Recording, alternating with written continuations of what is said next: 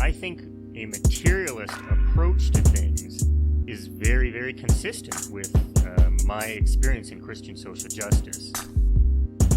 I feel like the deeper I get into anarchist practice, the deeper my faith is getting at the same time. I would hope that, securing means of life for all would be something all people of faith would say, oh yes, that's at the basis of what we believe. Those who are most marginalized know the most about the true, the good, and the beautiful.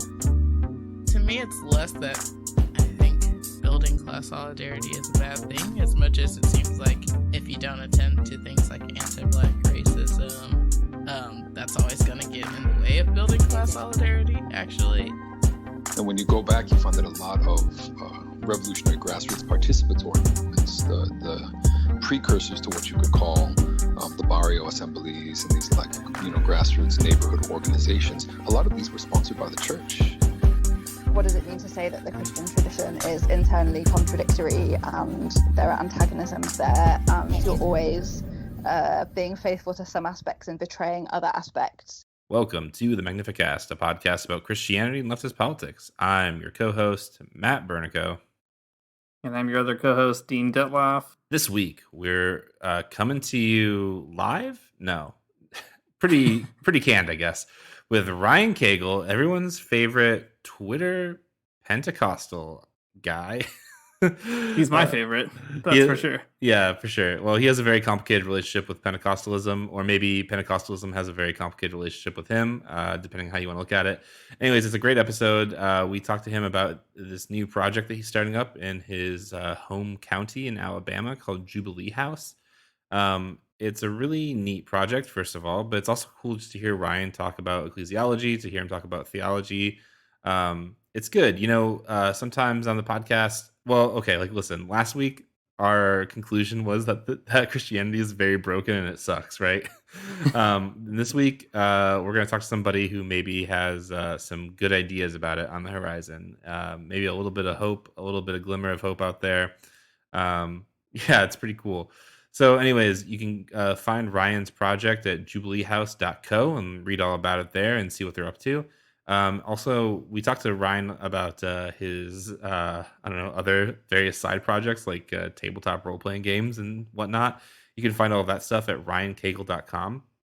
Also, you might recall that, I guess like a year ago, he did design some very cool stickers for us, and those are all on the Redbubble store. So go there and check those out and buy Ryan's good stickers. Yeah, Ryan also has his own Redbubble store that has a ton of extremely cool niche Christian left content. So if you want a sticker of, Paulo Freire or Dorothy Day, you can find them there. And you should. They are extremely cool, very rad. And it's great to have Ryan on the show. Finally, let's get over to the interview. Thanks for coming on the show, Ryan. Ryan's a longtime friend of the podcast in lots of different ways, I think. Ryan designed some great stickers for us a while back. He's always posting great content on Christianity and liberation, a fellow traveler, you could say. And most recently, Ryan has been part of a super neat church experiment called Jubilee House in Walker County, Alabama. Ryan, you also have your hands in like 1,000 different projects. So why don't we just let you introduce yourself for this conversation? Sure. Where to start? Like you said, I do a lot of shit. I have my hands in all kinds of things. I think people would say that I have too many irons in the fire for sure, but that's beside the point. I guess just to begin with, I'm a self-described spiritual vagabond, a haphazard artist, and aspiring storyteller.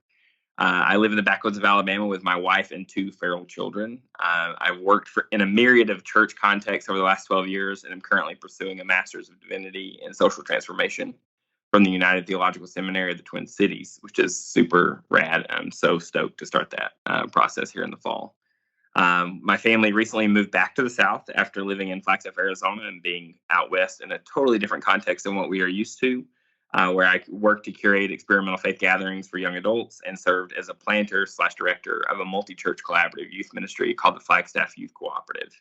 I'm a trained spiritual director who uses tabletop role-playing games to foster spiritual self-discovery. And more to the point of why I'm here, like you mentioned, I am currently working to plant an anti-capitalist, anti-racist, and LGBTQ plus affirming church community in Walker County, where I grew up. All right, that's great. A real Christian husband father, if I've ever heard one.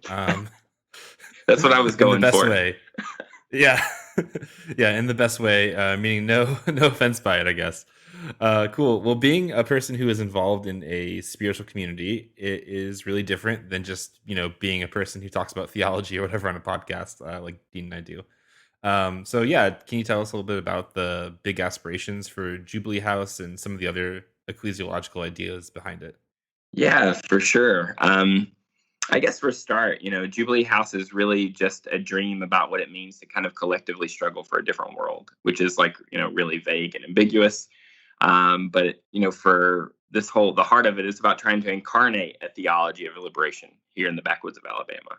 Because, we can, like you said, talking about theology all day is like my jam. I love it. I could do it all day, every day. But at the end of the day, for me, if it's not incarnated, it's useless. And so really that's what Jubilee House is for me. It's really the culmination of kind of just years of dreaming and wrestling with these theological ideas, specifically within liberation theology, and thinking through how I can be a part of seeing these things kind of come to fruition in my own home, in the place that I have like the deepest roots. So Jubilee House, like I said, it's a dream. It's a dream where I hope that we can struggle for a world that's free of the evils of racism, oppression, and alienation. A dream of a radically different future in a larger context, but more specifically for Walker County, which is a place that is troubled and difficult and struggling in many ways. And this is a future that for us at Jubilee, obviously the title Jubilee would be, some people would automatically know kind of where that comes from. But it's this biblical concept of Jubilee is just really central to the ministry that we're hoping to do. And it's because we believe that central to the ministry of Jesus. There's a reason, he announces in Nazareth and quotes the prophet Isaiah about announcing the year of the Lord's favor. And that's something that I've just began to take really seriously over the last decade or so, and something that I'm hoping that we can embody here in this work. And so Jubilee House is about working for that future where not only just the material needs of people are met, but the spiritual needs as well, specifically of those that are the most vulnerable and marginalized in our community. And this is not through like processes of like charity, but of solidarity. And everything we do is kind of everything we're going to do. It's really so just in the early stages of dreaming and planning and kind of working on the back end of things at the moment. But everything is approached as an experiment. So there's always learning to do. And it is this idea of it, again, it's rooted in a lot of different things. Primarily, it's very much influenced by the idea of like base communities. It's influenced in many ways by like Saint Benedict and this idea of our work and our prayer being, the same. It's influenced by concepts like temporary autonomous zones, which we've seen some of those in the last year pop up in the wake of, Black Lives Matter protests like at Capitol Hill in Portland. The whole goal of it really, and one of the quotes on our website is actually from a long gone info shop. And it talks about being a community of resistance. And it says in their like about me, this was years ago that I found this quote. It says a community of resistance is a demonstration of the lives we want. Individually, we may be stuck in this real world, but collectively we inhabit another real world. And when I think about that, to me, it sounds like the church. It sounds like Acts 2. It sounds like this messy program of solidarity and hospitality and working as equals with other people. And so Jubilee House, that's really, I guess, the heart of it. And it's just rooted in a very spacious Christian theology and expressions that we get to see across the board in church history that sometimes may be more marginalized views, of course, like base communities, definitely very influenced by like the Catholic worker movement and Dorothy Day. Granted, I don't think Dorothy and Peter Marin and stuff went very far enough. And I think you two may agree with me there. I think we have some similar history and engagement with that kind of early Christian anarchism kind of stuff that happened.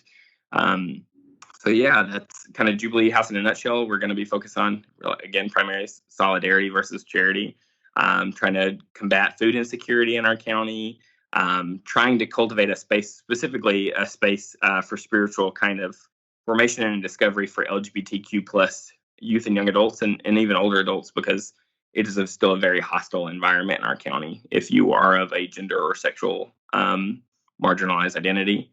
So yeah, that some of those things are just really, really central to what we're doing.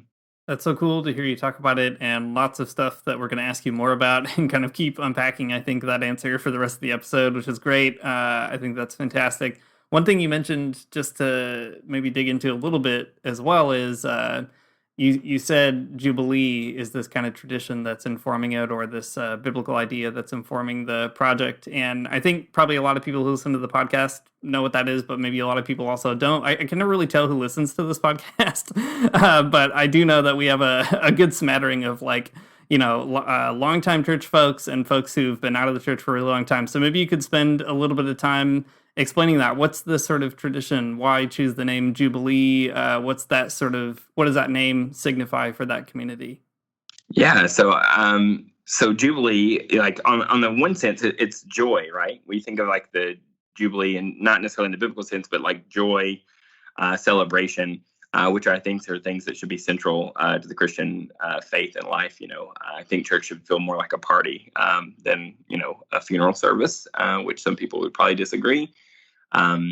But Jubilee in the biblical sense, so if you go back into the Mosaic Law and the Torah, there's this concept of Jubilee, which comes around where the forgiveness of debts happens, land gets redistributed back to the original owners, and it's kind of like there's just this reset. The land gets a rest. It's kind of like kind of a major Sabbath for everyone and everything, and a reset of all the inequality that's happened and wealth, distribution and things like that. And we see it later on it comes to fruition in many ways, covertly, like in the prophets and in the way they talk about the future reign of God. And in Isaiah specifically, in the servant song, he talks about coming to declare the year of the Lord's favor, to give sight to the blind, to feed the hungry, to set the captives free. And it's kind of like this vision of a just world of this. For me, and being in the Christian tradition, and I think probably for you guys too, what we would call the kingdom of God, or the kingdom of God is what I would prefer to call it over kingdom. And then in Jesus's tradition, when Jesus gets up, there's this whole episode at Nazareth, and there's all this kind of weird undertones going on in his community, because people are calling him the Messiah, and they're just he's this backwoods carpenter that Joseph's boy, and he gets up at the synagogue and on that Sunday to read from the scroll of Isaiah, and he quotes Isaiah. He quotes that song about announcing the year of the Lord's favor. And so for me, when I interpret that story, I interpret Jesus building upon Isaiah and building upon this idea that Jubilee is not something that just would come around every now and then or every few years. And scholars argue as if Israel ever actually practiced Jubilee or not, which to me is totally irrelevant. Because it's there for a reason, and we can take it and we can live into it or not, and we can think critically about it or not. And I think for me in Jubilee House, it's about really thinking critically about, what does this look like now? What does it mean to live into the kingdom of God? I know a lot of my faith formation in my youth was really about this idea of like God's kingdom being, somewhere in the sky, post-death, rapture, all this mess. But when we go back and we read the Gospels, especially if we start with that proclamation, I think that Jesus makes at the beginning of his ministry in Nazareth, and we think through all of this kingdom talk, and we think through all of this salvation talk, we see it as this material reality that is taking root here in the present moment. And for us at Jubilee, the reason we want to participate in that is because we want to be an outpost, so to speak, of the kingdom of God. We want to be a place that offers something different. And I say outpost, but really we would say probably a temporary autonomous zone, because we see it as this kind of this way of engaging directly, like in our community, that is outside the normal bounds, that liberates. And for us, that really shapes the vision of what we want to see accomplished in Walker County. And so Jubilee is not only just about joy and celebration, but it's about righting of wrongs. It's about It's about restoration and healing and reparations, and that's all got to be a part of it. And so, like, it really deeply, this concept is just really deeply influenced kind of the things we hope to see happen.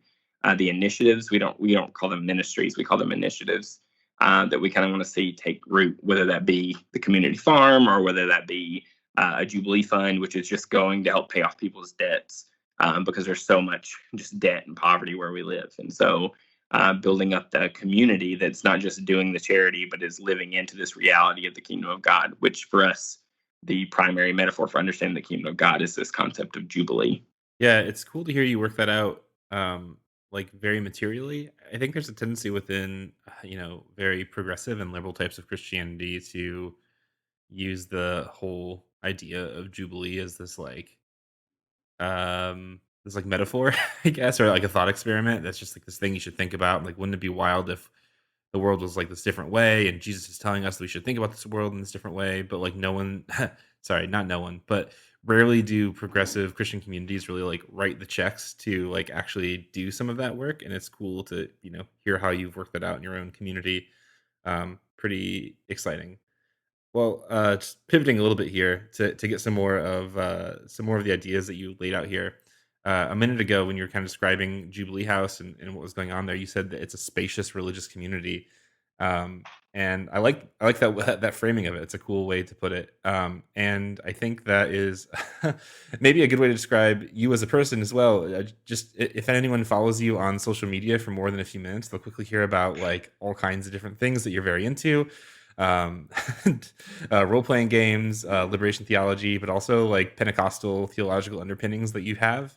So maybe you could say a little bit more about that, and how that experience in Pentecostalism plays into Jubilee House, or at least just how that plays into how you think about church in general. Yeah, absolutely. I love that we keep going back to all the just random things that make up kind of my Twitter feed, which is a lot. And I'm sorry for all of you. But yeah, no, Pentecostalism is something I have such a strange relationship with. And it's really been in the last, 6 years that I really feel like I've been able to reclaim it. I think for a long time I would call myself reluctantly Pentecostal. So for me, one thing that I love about Pentecostalism is that it's a very varied and diverse experience of the faith, depending on which particular Pentecostal tradition you find yourself in. And even then, it's not necessarily going to look like the other communities around you. So my Pentecostal experience may like vary wildly from someone else's who's listening to this. I know so many people have been so hurt by Pentecostalism, and the state of it today just doesn't look at all like what it looked like at its inception, and which is just so crazy and disheartening to me. In the Pentecostalism I was kind of reared in the faith, was definitely didn't look like the early Pentecostalism in the ways that it could have. But for me, Pentecostalism is like, not only is it like this modern mystical tradition, and I call Pentecostalism a tradition, and a lot of people do not like that because it's relatively new in world history and Christian history, but it is a tradition with deep roots and such a very beautiful expression in the faith. And so for me, it's this mystical tradition, because it's got this theology around the Spirit that is just liberating. And to me, the thing about Pentecostalism that is just so attractive and so like life-giving, the things that like in the middle of all the mess for me, when I was in Pentecostalism, like in actual Pentecostal community, which I'm not anymore. I think I've burned every bridge possible locally. Some of the fastest growing churches here are Pentecostal / charismatic churches, none of which would ever have me. And I don't say that to like diss them. It's just that we're at different places. But to me, they're not Pentecostal enough. And but it was this poor, tiny Pentecostal wild house church that really was like the most formative years of my faith. It was there that I like learned to engage in scripture. It was there that I learned to that I could argue with other people about what this text means. It was there that I learned to, pray. It was there that I saw like a breaking down of like racial barriers, economic barriers. And it was there that like I saw like these ideas of like patriarchy and hierarchy just kind of fade. And that's not to say that it was like completely like utopian and void of those things. But for me, in my like experience with Pentecostalism, like crucial to my, like, what I come away from Pentecostalism with is that the Spirit does whatever the hell she wants, and the wind blows where it pleases, and the Spirit speaks through whoever she wants to speak through, whether that be someone with an education or someone who's illiterate, whether that be someone with money or someone who's poor, whether that be a man or whether it be the pastor or someone in the congregation rebuking the pastor in the middle of service, because that's where the Spirit led them to correct that person. And so for me, Pentecostalism in my experiences were really wildly like egalitarian, breaking down hierarchies. It's dynamic. And even though we were still so separated from like historical Pentecostalism and like its early days, it still very much was an echo of that early Pentecostal movement, which was a movement of marginalized folks, Black folks and poor folks at Azusa. And that's a whole other argument within Pentecostalism. I won't say that Azusa is like the birthplace of Pentecostalism, because the Spirit was doing things. We would say that there was these things kind of happening globally. But for me, my tradition was rooted in Azusa specifically. And so you had this early movement of being radically like racially diverse long before like the struggle for civil rights and like equality was happening. Like within Pentecostalism, there's already this breaking down of like racial barriers, and that was like some of the earliest, biggest critiques of it, was that it treated Blacks and whites as equal, and then it treated men and women as equal, and so like it got hijacked really quick. But those early things are also, I experienced the echoes of those in my Pentecostal experience.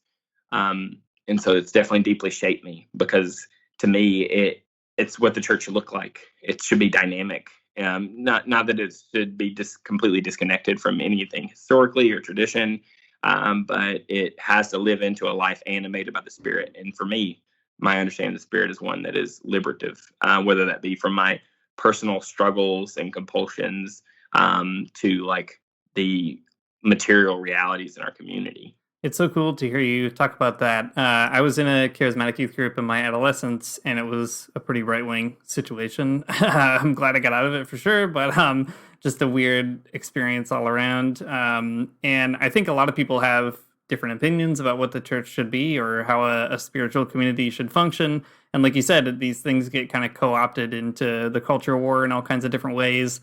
I always think of like that documentary Jesus Camp about the sort of charismatic George W. Bush contingent that was around. Anyway, as someone who's really trying to do something new with church and in that tradition, but in particular, just thinking about what it means to start a new church in the conditions that you're in, what role do you think that a church ought to fill in this particular cultural moment? You know, what's the point, I guess, of creating one more church in any tradition, I guess?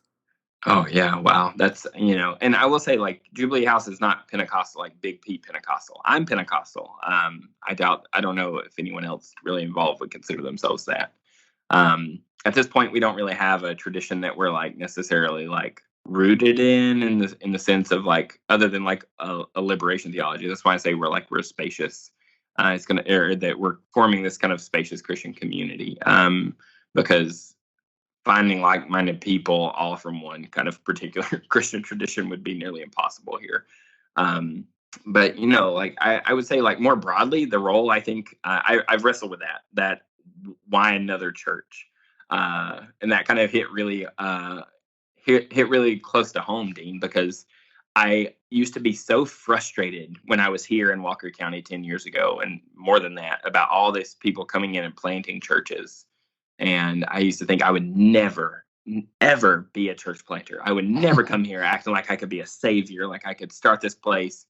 And, that was one of the reasons I left, is because I didn't want to be just some other guy some other white dude starting another church in Walker County.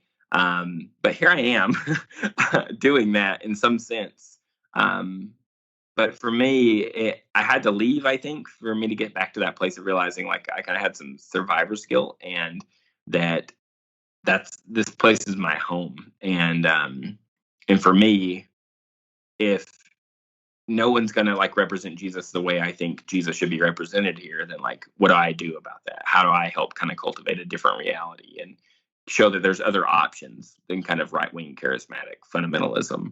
But the church is as a whole, I think I am sometimes reluctantly a churchgoer, which is weird to say as someone who's been a pastor for like 12 years at this point in various capacities. And but it's because so often the church just doesn't do anything good. Like not the sense like, feeding people once a month is great. It's holy work.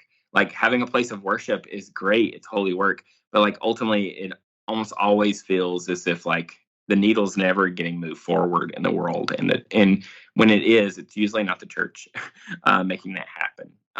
And so I think more broadly, I would say like the role of the church in this cultural moment would be like to just, especially like affluent white churches, just shut the hell up. Listen to your community. Stop thinking like, we are the saviors of these places and that we have it figured out. And I think in our particular cultural moment, in some ways the church has to take a back seat. And that's like for us, the actual faith communities aspect is not secondary, but it's not the primary way we are functioning like in organizing ourselves. It's the other work. It's the mutual aid. It's these acts of solidarity that we hope will actually transcend our actual like faith community, and that people who are not Christians, who are not interested in faith, will find deep, meaningful connections there. I'm not saying that's the answer in this cultural moment, but that's really kind of where we're leaning. And I think as broadly as a whole, the church really just needs to decenter itself. It definitely needs to divest from this nonprofit industrial complex, because like I said, feeding people a few times a month or having a weekly soup kitchen is great and it's holy work. But ultimately, it seems as if churches have no real interest in dealing with the actual problems. They want to deal with the symptoms, but they don't want to deal with the root cause of these problems. And it just maintains the cycle. It's one thing to feed people. It's another thing to figure out why they're hungry people in your community and work to see that changed. And so I think the church's biggest things it could do right now is just to reimagine who we are. Like we don't need, I know there's this like tendency to like Benedict option and like be this outpost of like the kingdom of God, and this idea of like everything we do, like, is it going to be internally like focused and like changing the way we live, divesting from these things. But like, if it's not for your community, then it's useless. And so like, we got to start with repentance so that we can move to reparations. And the church has a lot of repenting to do. And I say that as someone who is a cis hetero white dude in Alabama, who passes very easily as just a good old Southern boy, and part of like the work for me as far as in this moment here is not only just like showing that there's other options for Christianity, but it's also like trying to leverage my privilege in this place for the people who don't have it. And I think that's central to the future of whatever this moment. And the church is like in massive decline, I guess, institutionally across the board. And so I think that's something we need to lean into, in a sense of like, there's things that we need to let go of because they're not really doing anything any good. So like, we have to be able to step back and reimagine, like, how do we work for a better world and not just keep putting Band-Aids on bullet wounds. Cool. That's a really good word, I think. Everyone's so invested in the reason why the kids aren't coming back to church. And Ryan, what I hear you saying is like, well, you're reaping what you're sowing, I guess. You have to kind of deal with that now and maybe rethink what you're doing in the first place. That's probably some pretty good advice. You mentioned liberation theology a handful of times, and maybe we could talk about that a little bit more. On the Jubilee House website, there's some good quotes from all of our liberation theologian faves, like Gustavo Gutierrez and James Cone and so on. So, I don't know. Do you want to tell us about the role liberation theology plays within the community that you're building? Yeah. I mentioned it some, and I mentioned how we're trying to form kind of a more spacious Christian theology for sure. But something, and I kind of just talked about this some, is that this part of the world, I'm sure it's elsewhere, but I'm just more familiar with the South. It's really lacking in any access to theology outside of kind of a right-wing fundamentalist approach. There's definitely some liberal folks here in the county, but it's still, I would say, is kind of like this neoliberal kind of impotent kind of theology that doesn't really address the issues at hand either. And so, like, for us, like, liberation theology is central to kind of how we're functioning, because, like, the way we have this material analysis and this class analysis, and we bring in that influence from liberation theology from people like James Cone and Gutierrez and Leonardo Boff and all these different voices. And not to, we hope to be influenced and shaped by them, definitely, in the way that definitely in the theology we're kind of preaching and teaching, but again, like in the way we're like incarnating Christian community into the world. Because like I've just been radically influenced by like Dr. James Cone. And even people who are not necessarily liberation theologians, like Dorothy Day and then Dorothy Soleil, and I'm not sure that's even how you pronounce her name. I don't know how to speak German, so if that's wrong, I'm sorry. So like it definitely comes out in our theology, but again, it's more central to how we're organizing ourselves and how we're kind of operating in the world, trying to live into these acts of solidarity and things like that, and pushing forward that, like we're all in this together, and that there's no salvation. And that's here, everything is so individualistic and everything is so stuck on this idea of individual salvation. But for us in our theology, it's very shaped by these voices, is that there is no salvation until we're all saved. Like there is no me being saved until everyone is saved. And saved for me and my theological understanding can definitely just be interchanged with the term liberation. And I think one of the biggest issues with folks who do engage like liberation theology in church contexts is that it never goes far enough to like change our systems or our structures. And so that's kind of like the starting place from us, is that I'm not some trained theologian. I wouldn't even call it maybe organic theologian, in the sense of like I've just been on the ground working and doing ministry and reading and engaging with these texts and voices in some way. But for us, like, so the starting point is like we're not having to rethink, like in the sense of like already pre-established structures for ourselves through this lens of like liberation theology and how it shapes our ecclesiology. We're able to start from that place and dream from that place, which is really great. And it takes a lot of all the unnecessary work of like trying to salvage decaying hierarchies in whatever tradition we could find ourselves in, as far as like mainline or Episcopal or ELCA or wherever. And I'm glad there's people who are called to those things, but I'm not.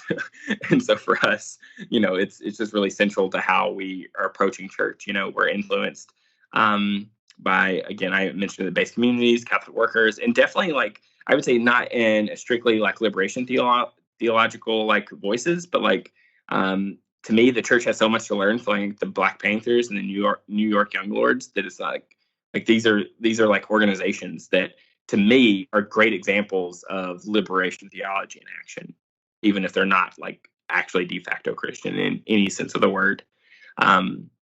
Here, though, I would say one of the things that's interesting about this context while we're talking about liberation theology is that there's this major skepticism for anything here that is outside of our kind of typical understanding of biblical or gospel.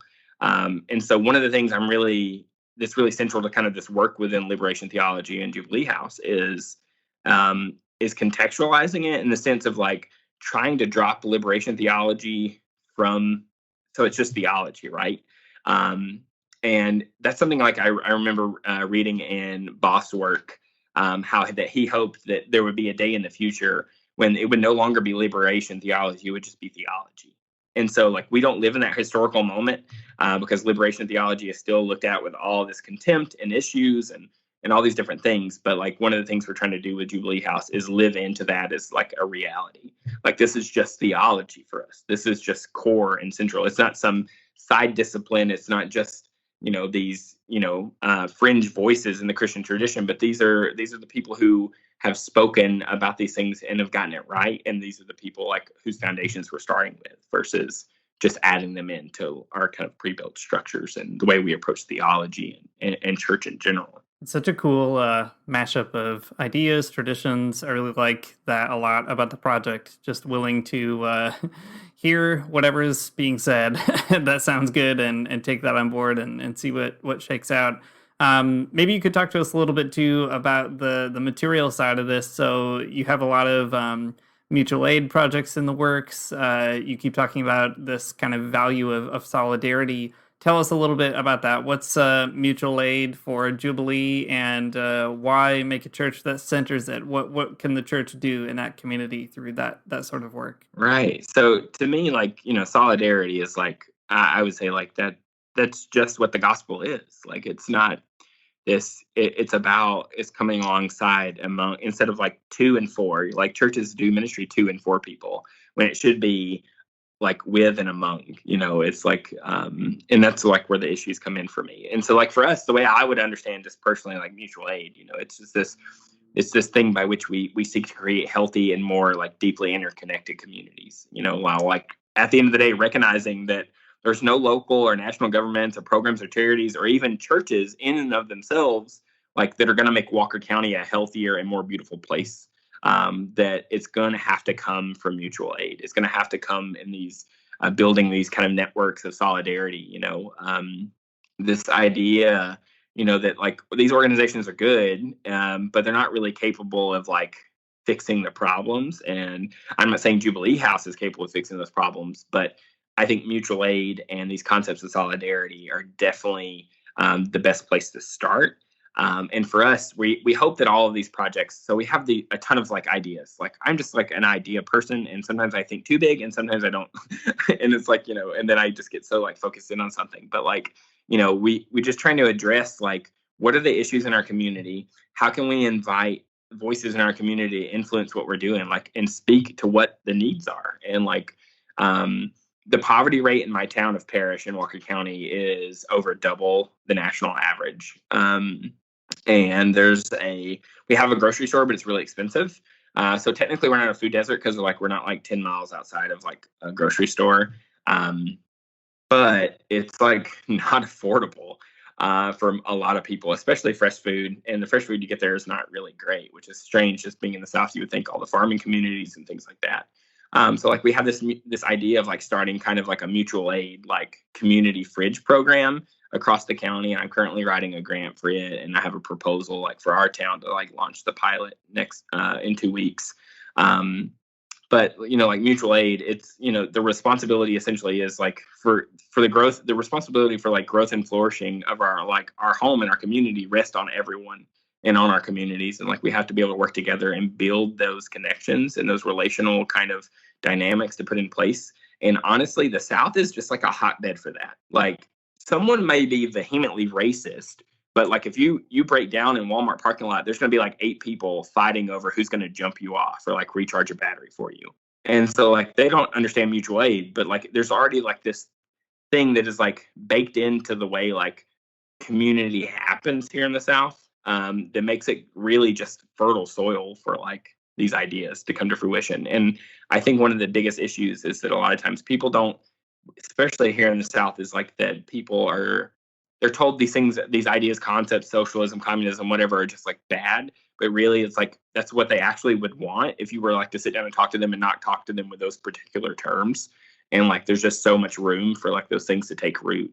And so like that's what we're hoping to do, is to help cultivate that imagination. So like for us, mutual aid and everything we do really is rooted in that it has to start with imagination, because so many people here don't realize that like we could build a different world. We can build a different way of doing community. We can build a different way of how we participate in transactions, whether that be, like stores or purchasing and all these different things. Like we can do things differently. And so like part of the like generative work for like Jubilee House is just trying to open up people enough in conversations so that we can begin to imagine. And then we can like lead them into like the practical side of like what mutual aid looks like and what acts of solidarity look like. And so like, so much of church ministry is, like I said, is really done for and to others rather than like with and among them. And to me, I just don't think that's the gospel. I don't. And so for us, like that mutual aid is just really about interrogating kind of that white savior colonialist kind of complex that is just so deeply embedded in Christianity.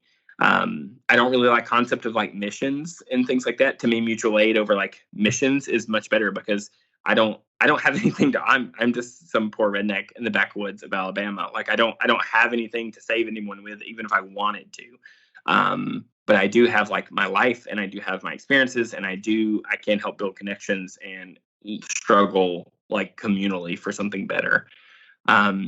And so, like, it's about interrogating those things for us, that is like deeply rooted in like Christianity and the church, and like rethinking like building initiatives that are meant to be rooted in the community versus like outside of the community. And like, again, feeding people is great, but like there's other issues there, and there's people there that have gifts and talents that could help solve those problems.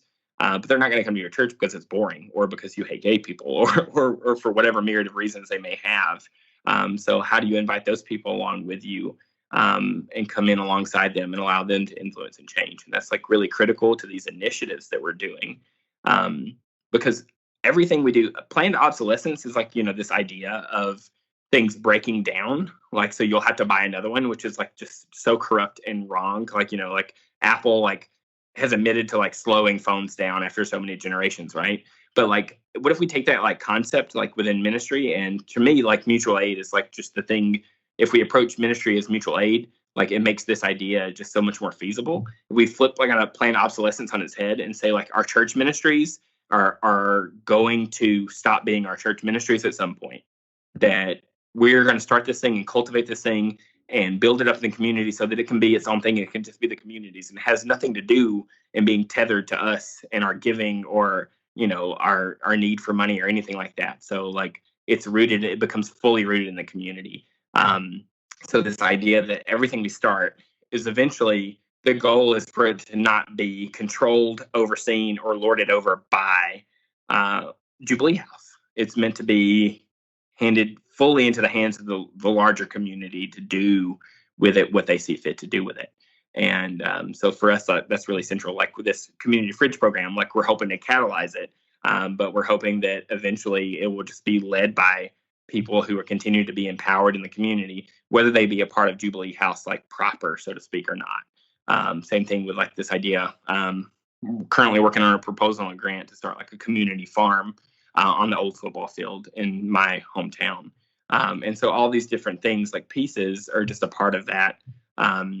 Definitely some things will definitely still be a little more connected to Jubilee, like the Jubilee Fund, which will be like forgiving people's debts and things like that. But definitely like central to the whole process is just imagining even ministry differently in the way that it can grow and take root, but then exist beyond the church, so to speak, whether that be like literal or figuratively. As you're talking through, some of these ideas about solidarity and like the way that mutual aid kind of plays out in church spaces. I mean, it's it's pretty clear like how rooted all of this is to your community specifically, which I mean is good, right? Like obviously that's how it should be. If your church is in a place, it should reflect the values and the needs and desires of that place. And I guess what is interesting about it is, Jubilee House has this connection to a geography, a place, but also it's, like where you grew up. It's like this connection to, it's an extension of you in this community. That's kind of interesting.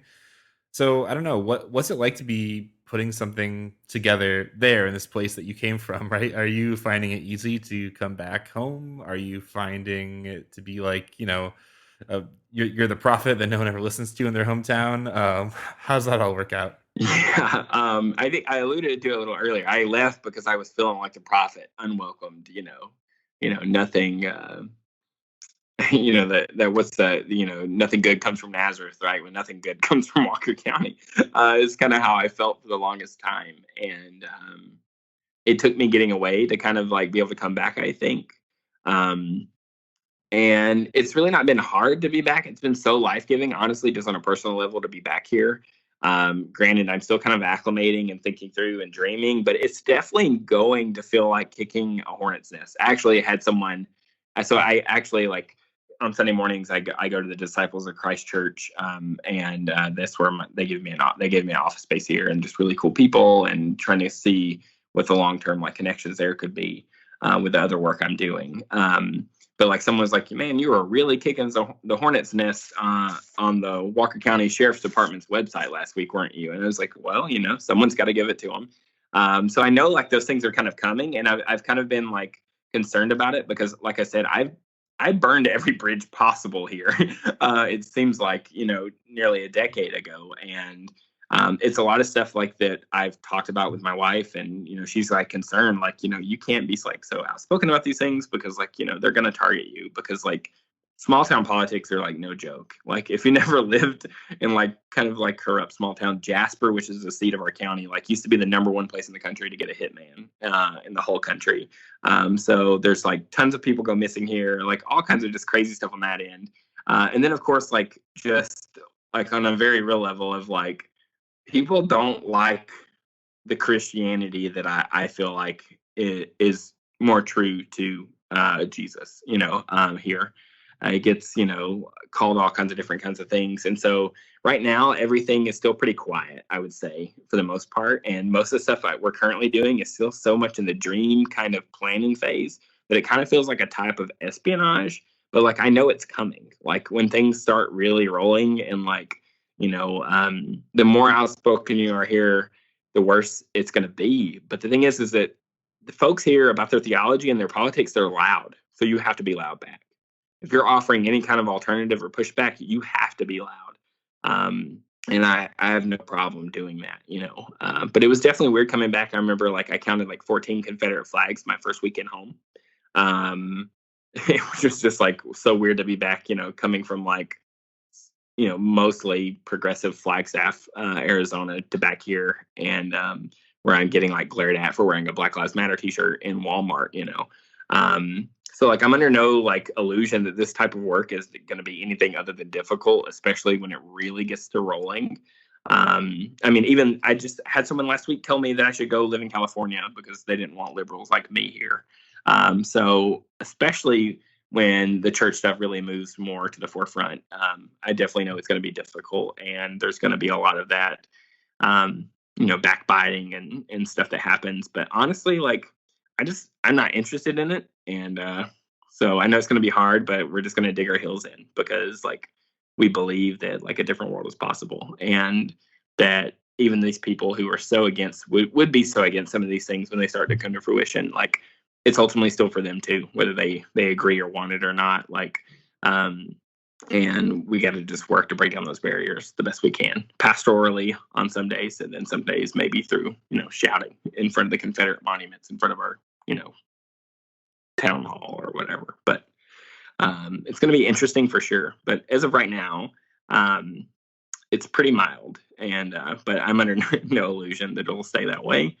And honestly, I'm really just excited and kind of invigorated to be back here and being back in my community with these people that like I spend the majority of my life with. So it's really good and it's really exciting, and I'm just looking forward to whatever chaos the spirit kind of stirs up in the middle of all of this work. Yeah, well, more power to you for sure as you put some flesh on those bones.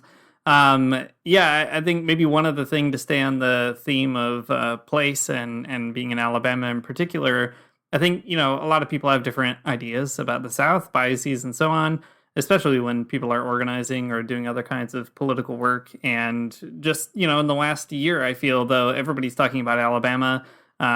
It's been a central place for the Amazon warehouse union drive, the miners on strike, and so on. So I think people are maybe reevaluating that, or I hope so anyway, and a long history of Christianity in the left there too. What do you think about the place that the South plays in political movements and organizing? And, how are you maybe channeling that sort of spirit of lefties and Christians sort of getting together in a place like Alabama? Yeah, one thing, side note, I was so stoked to see you guys cover like the Amazon like union stuff and go on and be a part of like the Valley Labor Report. That was like super cool to see. So I'm super thankful for that. Because like so often, like you're saying, like there's these stereotypes and ideas about the South that are just like so ridiculous that happen, especially by liberal-minded folks. It's so weird to me, and they could like not be just so completely disconnected from like what the world is like here. And so as far as like just like what place that the South plays in political movements, like historically, like it's played a central role. I mean, like go all the way back to the 30s to the 50s with like Black communist sharecroppers in Alabama, who were like deeply, committed to faith. These are people who are like, have like, communist like propaganda in their left hand and their Bible in their right hand, like advocating for workers' rights and racial equality long before like anyone else was. And so like that's like deeply rooted here. It's I would say mostly like gets like pushed to the wayside and people don't think about it, but like especially in marginalized communities, like I'm a white dude, but like like so much like politically active marginalized folks here, black folks are like have been on the forefront of like advocacy and change, and like just to ignore those things based on stereotypes is just so ridiculous to me. But like you said, like we can talk about like the black communist sharecroppers of the 30s and the 50s, like we can talk about like the civil rights movements and the things that have happened here like in connection with that, and then or we can talk about like the ongoing labor organizing struggles, like which we are seeing, with the Amazon union busting happening, and with the mine workers right now who are like undergoing like literally like physical violence, people driving their cars into them.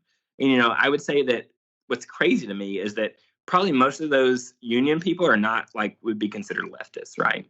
I would say probably the majority of them would probably be consider themselves Christians. And to me, like the place that like the political movements and like organizing like this so central like to the South, and like what is like so awesome about this place is like it doesn't take much to like really radicalize someone if you just like treat them as like a human being and you speak their language. Because like those union workers, they want better wages, they want better healthcare, they want to be like taken care of and not be like just completely exploited by their bosses. And so like there's this opening there, especially if you can speak the language of faith. And so like I think that's just very important.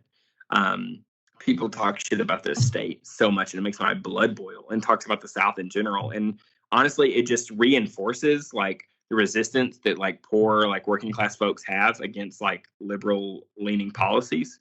It just reinforces like their aversion to it, because like it just they don't care.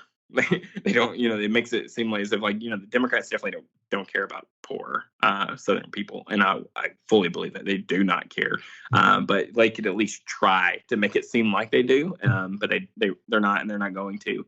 And so like that's where like these union workers organizing and like grassroots movements in the South, whether it be like you go all the way back to like the Highlander Center and things like that, but you have like local organizers speak the language of these people, and that's like so critical to seeing how that fleshes out. And for me, it's like the South is just like it's a hotbed. Sometimes it feels like a pressure cooker. It feels like it could just explode, but there's just so much potential here. There's so much potential for change and organizing and just political shifts, I think, and it just takes the people being willing to do the work. And I think just even going all the way back to like this idea, just like the general kind of way community works here, even like on just this superficial surface, like surface level, like already makes it kind of like so many steps ahead for like understanding of like mutual aid and solidarity. It's just like already kind of, there's like it's like these seeds that are already kind of there, and they just need the right kind of water and the right kind of like people to like pour into those things to kind of help bring them to fruition and bring them to the forefront. So it's always weird when people just dog on the South or Alabama especially, because to me it's such a fertile soil for political action and cultural change, especially if you can speak the language. And to me that's something that excites me being here. There's so many like great organizations, like mutual aid organizations happening in and around the state. Just like in Gadsden, Alabama, there's this Community Protectors Project, which is like super rad, and they're doing so much advocacy, like faith advocacy with like kind of leftist kind of political approaches, mutual aid, free store, all this different stuff. And so like it's here and it's happening. You just don't get to hear about it as much as I wish you did. But I definitely think, the South is just a fertile soil for political action and cultural change. And it just keeps getting discounted, I think. But there's like movements happening, and we got to capitalize on those things, I think. Yeah, for sure. That's definitely something I've learned a lot about in the last year or so, and for the better. So cool. It's good to hear you talk about it and sort of reaffirm those thoughts. Well, listen, politics, theology, it's all very cool. We love it. Can't stop talking about it. But it is also very important to talk about another project that you have been involved in, and like that you've been working on, which is even releasing and kind of building all these like very interesting tabletop role playing games. This is such a complete pivot in the conversation here at the end, but there's no way in hell we're not going to talk about it. So, uh, yeah, I don't know what's going on there.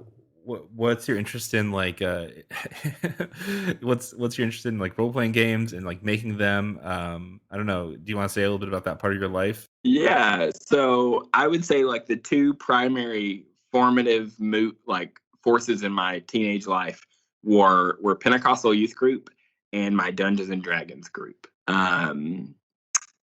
Dungeons and Dragons, tabletop role playing games in general, allowed me to kind of explore my faith in a way that I couldn't explore it maybe at church. Like I remember playing like atheist characters outside of like just tabletop role playing, just being rad. I don't care what anyone says. Like, it's not, I mean, it's super nerdy, but it's just super fun to like take on this new persona and story and explore those things. So I have like an interest there, and like for years I had kind of just like not played any games. I was a part of like a multi-year campaign that was like really awesome as a youth, like all through middle school through high school, and then it kind of fell by the wayside when I got so focused on church and ministry and theology and all these things. And really in the last year, I just kind of really picked it back up, and all the stuff that I did before, like as a teenager, like with D&D or whatever, was so much homebrew. And so like, it's really where I felt like a natural kind of leaning. But during COVID, I mean, the reason I kind of got back into it is because I realized I didn't have any hobbies outside of church or theology. I read like 50 something books a year. They're all theology books or political books. They're all like corresponding to like my actual work life. And I realized like, I don't have any like healthy hobbies or outlets. And so I was like, you know what, I'm going to get back into role-playing games. And then I was like, you know what, I'm going to challenge myself to just create a new like one page or front and back or whatever role-play game every single month of 2021. And then I like made the first 5 of this year like in November of last year because I was just so amped for it. And I just knocked out all of these games. And so for me, like tabletop RPGs on one end is like, it's a creative outlet creating these games. Like I make all these super weird games. Like one of my favorite games so far that I made is called It's Britney Bitch, where you play as a version of Britney Spears from across the multiverse, super powered. That's a whole other thing. You can go check it out. You can go check it out. And so like I do like a bunch of like just really weird, fun games. And it's been like super cool to think through those things. And I'm really stoked for it. And then like I had like a bigger project in February where I had like a successful Kickstarter that like funded it like 400 and something %. And we'll release later this year that I'm really stoked about. It's like a kind of a larger project. And so this kind of, I hope, just gets to be a hobby that I get to like just produce really cool things out of. And then it is kind of rolling over into my spiritual direction practice. And so like I'm trained spiritual director. And I've been thinking like critically, like through all my training and for the last year is like, how can we use games? Because I was really reflecting back on how playing RPGs helped me process a lot of like childhood trauma. It helped me process a lot of my doubts and questions around faith and like all these different things. So I was like, like why aren't people using this in this way? And the more I researched is like people are using like RPGs in therapy and counseling. And I was like, well, why can't we use it in like spiritual discovery? Like, why can't we use it? And so I began to think through those things and begin to incorporate it into my spiritual direction practice, which has just been really cool. And so it is still kind of connected to theology in some sense, but like it's not like strictly Christian or church. It's just like a really cool medium for self-discovery. So even like, especially like within marginalized like sexual gender identities, like someone who maybe doesn't, assigned whatever gender at birth, who they're not at a place where they're not in a safe environment to be able to really explore that if they're not feeling that way anymore. And so like RPGs get to be an outlet for those people or for their sexuality or for being an atheist or maybe even trying out faith of some kind. So RPGs are just a really cool medium for like self-discovery, even outside of just the strictly spiritual sense. And so like I'm really interested in how that can be used to kind of foster those things in people. But then just in general too, like I just love making weird games. I think I just released a game this month. It was actually the first game I started designing. I started designing with my kids, called Monster Tower, and I think, Matt, you actually had an early copy of it. But I just released like 2.0, and like it's something I get to do with my kids. Some of the games, obviously, they don't get to do because they're young. But it's just a really fun, creative outlet for me. And in another life, I would have not been a youth pastor / church planner over the last 12 years. I would have like probably been some kind of tabletop RPG designer, like working for somebody else. But so I'm thankful that I just kind of get to do that and it'd be a creative outlet in the hobby, because I didn't have any of those. So it's been really nice. It's so cool to hear you talk about it. Everyone who listens to this, if you have a child in your life, or even if you just have adults in your life, I guess no matter what, you should go play Monster Tower. It is super fun. So here's how it works, or at least this is my understanding of it. It's been a minute since I played it now, but I played it with my son. He's 6 and he really loved it.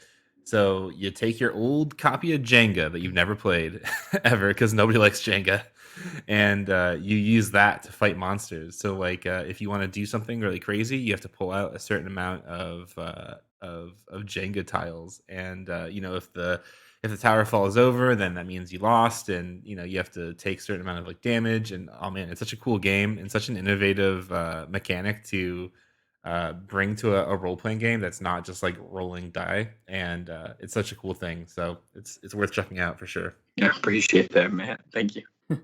Well, Ryan, it's been so fun to hear a little bit more about Jubilee House, and especially at the end to hear a little bit more about role-playing games. I'd love to hear more about that one of these days, I think. So keep in touch. But in the meantime, where can people find what you're up to? How can they support what you're doing, and maybe just learn a little bit more about all the projects that you have on the go? Yeah. So RyanCagle.com has a link to every possible thing that I have going on in my world.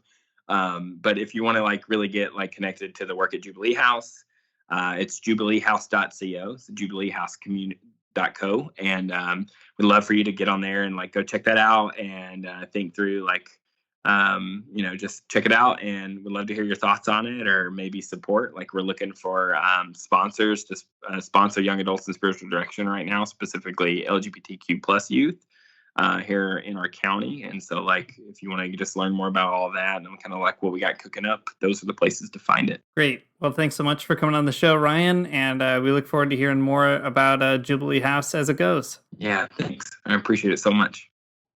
Thanks for listening to the Magnificast. If you like what you heard, you can support our podcast on Patreon at patreon.com/the Magnificast. You can also, and you should, support everything that Ryan is up to. You can find it all sort of collectively organized at ryancagle.com. You can support Jubilee House there, and you can also support Ryan's very cool, very fun other side projects that are all great. Our music is by Amaria Armstrong. Our outro is by The Illogical Spoon. We'll see you next week. I don't wanna get up for church in the morning, souls alive. Heaven come to earth and there won't be no church. We'll meet down by the riverside. There we'll swim with all creation. Never get tired, never bored. Don't worry, someday there'll be no dam between us and our Lord.